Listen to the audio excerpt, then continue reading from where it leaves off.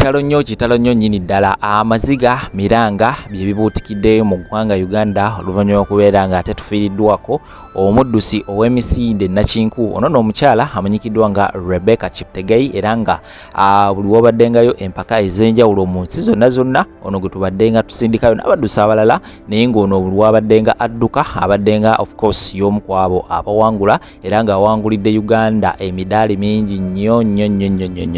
Emabegakaawo mumujjukira omukyala ono bwe yakomawo nga amaze okubeera nga ate awangula, President Museveni ne mukyala we Janet Kataha basobola okubeera nga ate bamukwasa emmotoka wamu n'abaddusi abalala. Munaye yafunyemuko obutakkanya ne boyfriend we, era ekyazzeko kwe kubeera nga ate boyfriend we amukumako akaliro, yamuyiridde amafuta n'amukumako akaliro, era ekyazzeko okubeera nga ate bamuddusa mu ddwaliro eryabadde lirinaanye we babeera, wabula eddwaliro lyamize ne ligamba ekyamazima tetujja kubeera nga ate tumusobola, era admitingiddwa nabeera nga ate atwalibwa mu ggwanga ly'e Kenya, era nga eno gye yasobodde okubeera nga ate aviira mu bulamu bw'ensi eno. Omukyalo ono okutegeeza mumuyita Rebecca Cheptegei, ebeera nga ate omunoonyakaawo ku mikutu egya social media egy'okubeera nga ate omulaba, naye nga tusaba Mukama Katonda bambi asobole okubeera nga ate famire agigumya na bonna abantu abamwetolodde. We nawe nkugyeyo eyo ngenda kubeera nga ate nkuterawo ensonga za Bobi Wine tezinnaggwa, ebyokugezaako okubeera nga ate bamukuba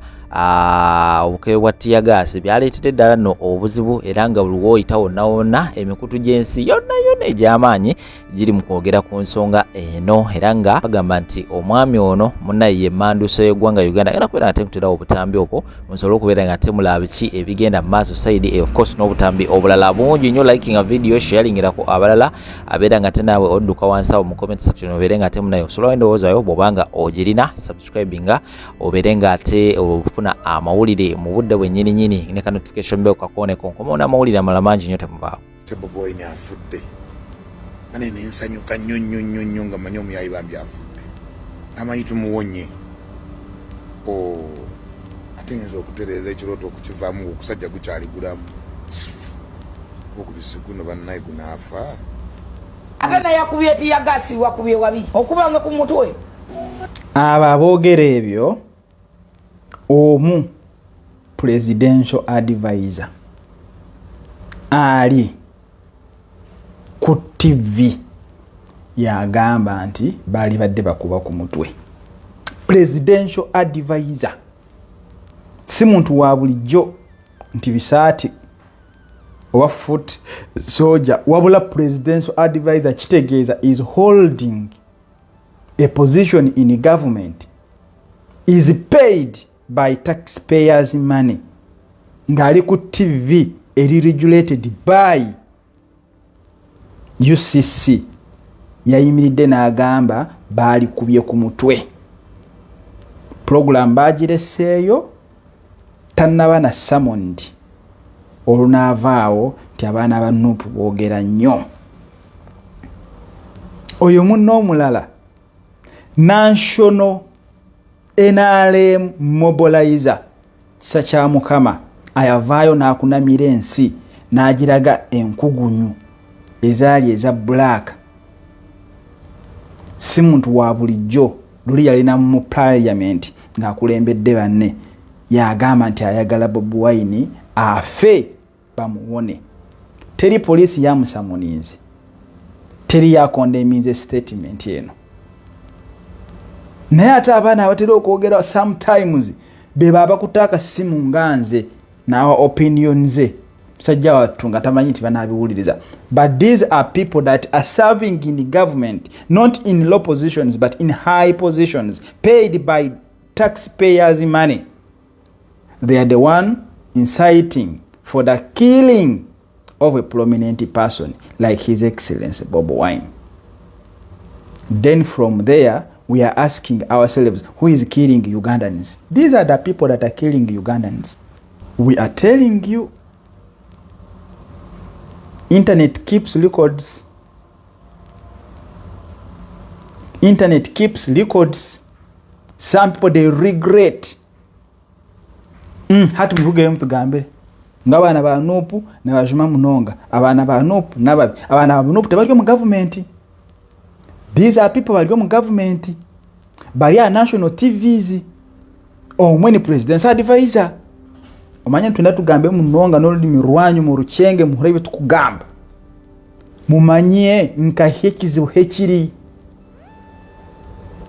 You should understand where is the problem.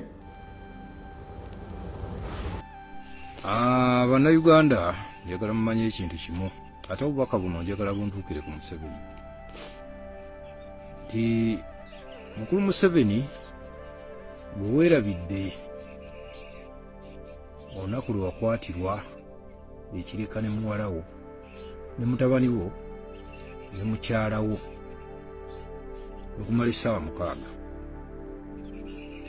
weerabidde mu 83 wagezaako okusimattuka lwali okwata oleese emmotoka efaananira ddala ey'obote osobole okumubuzaawo ezize ne zifubutuka ng'ofubutuka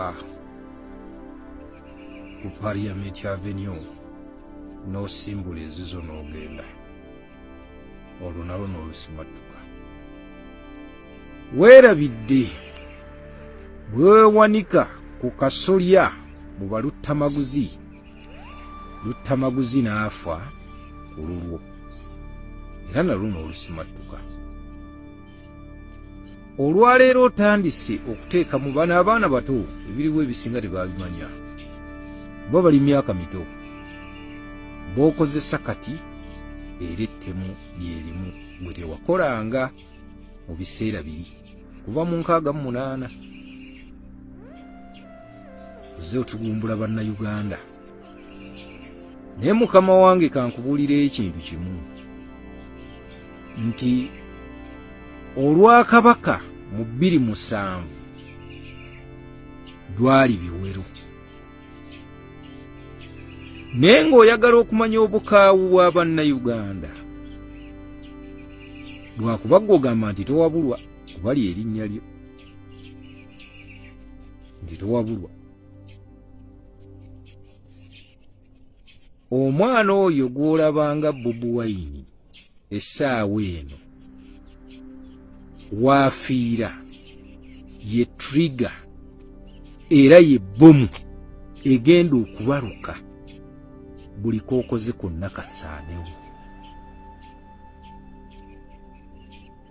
Kuba natunuulidde omwana eyabadde eyayeza okukuba Bobi Wine ekikoze na bugenderevu ng'afuluma ati emmotoka n'amukuba kakanisitaako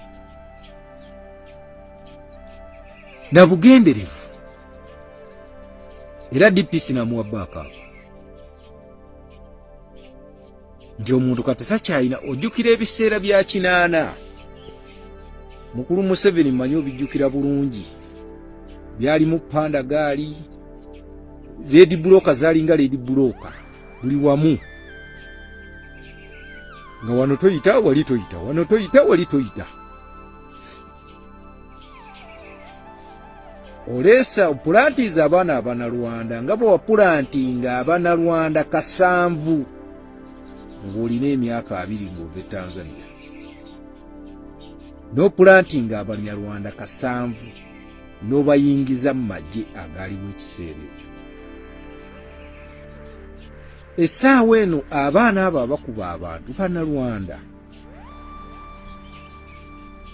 b'okozesa era okutta era nga noli bye wakozesanga. Naye mukama wange manya nti otudde ku time bomb. Oyo omwana kakutanda afe nga tafudde bulwadde mukulu Museveni ekyo nkubuulira. Olwakabaka omugaana ogenda mu ssaza lye ery'Ebugerere lwali biwero. Ogezezzaako mutta enfunda eziwera. Eruuka wagezaako ne kigaana. Ng'era ggwe bwe wasimattuka ku Red Broker Salimu Sarajje akuggyewo. N'ogezaako mutwala ku kizinga eyo essese ne kigaana era eyo nayo n'avaayo nga mulamu. Olwaleero bamukubye kakaanisitaako naye ng'eyazze okkuba yazina kigendererwa kyakutta si kyakumenya. Era nga ggwe bwe wasimattuka mu baluttamaguzi ebintu ebyo nno byonna tandika obbijjukira kubanga atajjukira gy'avudde munnanga aba muntu mulala naye ta Bobi Wine oba Kyagulanyi Ssentamu ojja kumanya nti abantu bonga gwe bwamaakinga bakitaffe ebiseera ebyo ndi n'abantu ababamanyi buli omu waali amazima wamaakinga bakitaffe n'obatwala bali inosiri abatalina nsonga yonna waviirako abamu okufiirwa amaaso gaabwe nsibuka kangulumira Bugerere ekyalo bakiyita Seeta kwe kwali kitange eyayisibwa mu mbeera eyo era ng'abaamutwala baali Bannarwanda. Good to see you too. Thank you. Yeah. Ugandans are murderers. Ugandans are murderers. Because of Museveni. Bobi was shot. Because of Museveni. Bobi was shot. Because of Museveni. Bobi was shot. Because of Museveni. How long you guys plan on being here? 20 minutes? And what's your direction from here? Let's go to university. University of Dundas? Okay. Hello everyone, thank you for coming. We are at the Provincial Parliament of Ontario. You all know Toronto is the capital city of Ontario. People power! People power! Do not touch Bobi Wine. Do not touch Bobi Wine. You cannot kill Kyagulanyi Ssentamu. Kyagulanyi Ssentamu is untouchable. Kyagulanyi Ssentamu is the eye of Ugandans. You touch Kyagulanyi, you touch Ugandans. You touch Kyagulanyi, you touch Ugandans. We are here to deliver a petition to the Provincial Parliament of Ontario. I am going to read it before you so that we deliver it to the Premier's office. Urgent request for immediate action following the attempted assassination of the National Unity Platform President Robert Ssentamu Kyagulanyi. We are writing to bring to your attention a deeply troubling incident that occurred in Uganda on the evening of September 3rd, 2024. The National Unity Platform, Uganda's official opposition party, is gravely concerned and alarmed by the severe and unprovoked attack on our party president, Mr. Robert Kyagulanyi Ssentamu, also known as Bobi Wine, by Ugandan police forces and military forces. Bobi Wine, an influential opposition leader, former member of parliament, activist, a national superstar musician, was the target of a deliberate assassination attempt by Ugandan police. The despicable act took place in Bulindo, Chira municipality, as he was returning from a visit to one of his lawyers, Musisi George. His convoy was ambushed by a joint force of police and military personnel led by a commander identified as Kwesige. The attackers, without provocation, fired live bullets, tear gas canisters, and other projectiles at the convoy, resulting in Bobi Wine being shot in the leg. He is currently receiving medical treatment, but as we demonstrate now, he's been discharged to his home. This heinous act and attack is yet another blunted attempt on Bobi Wine's life and those of his supporters by the regime of Yoweri Kaguta Museveni Tibahabura, the dictator. It represents a continuation of the violent repression and gross human rights violations that have identified and defined President Museveni's administration. As a courageous advocate for freedom, democracy and human rights, Bobby Wine has consistently risked his life to challenge this ruthless regime.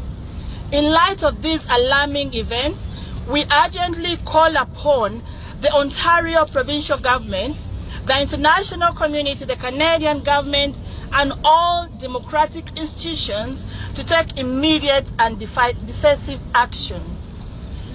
They should publicly condemn the attempted assassination. We request that the Ontario province and Canadian government and other international bodies publicly condemn these heinous acts of political violence against Ugandan's official political leader. Call for an independent international investigation. We urge the Canadian government to demand a thorough and independent international investigation into the incident that will ensure accountability and justice. Support for pro-democracy movements. We seek your support in amplifying the voices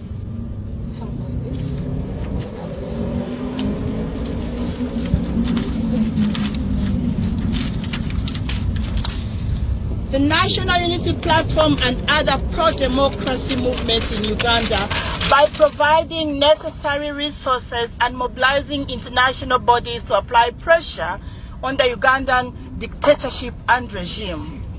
We demand and ask you to demand for accountability from the Ugandan government. The Ontario provincial government and the Canadian government should demand that those responsible for this attempted assassination be brought to book, and that the Ugandan government respects the rights of its citizens and upholds democratic processes. The time for action is now. The lives of those who dare to speak out against tyranny and oppression are at risk. And the international community must not stand idly by this.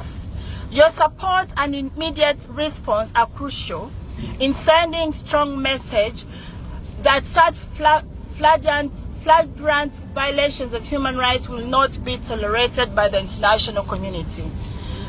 We have attached a press release providing details of the incidents. We respectively request for urgent attention and action in response of this critical situation. Thank you for your consideration.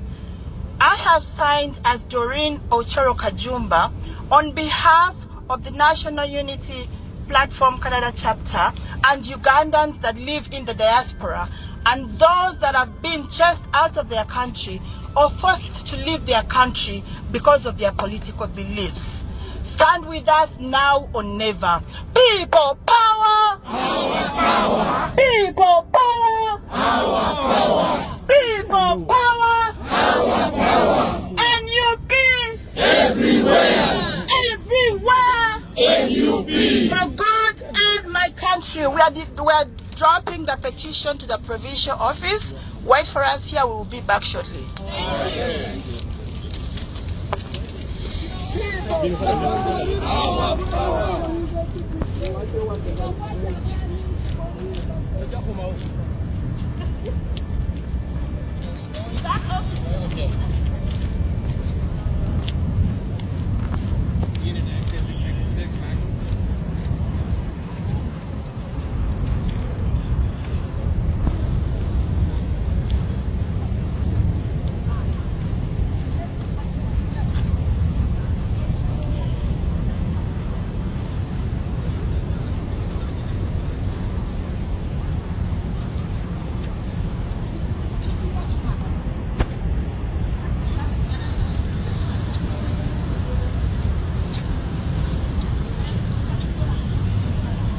Hey, mbale. Muli live.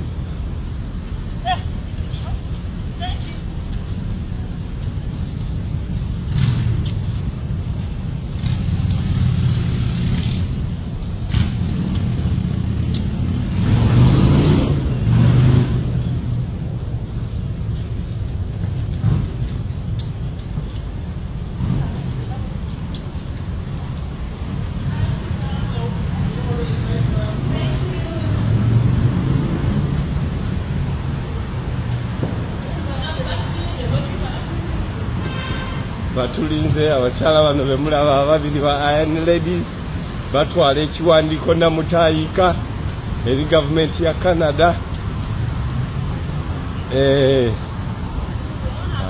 Era twalonda tubeesiga abakyala basajja bawuguka nnyo. Tobuuza bibuuzo bingi be baliwo ate emirimu bagikola. Office bagimanyi bano bazoganyi babagulidde n'obagulira. I know he's live streaming, just don't film any staff or you can tweet out.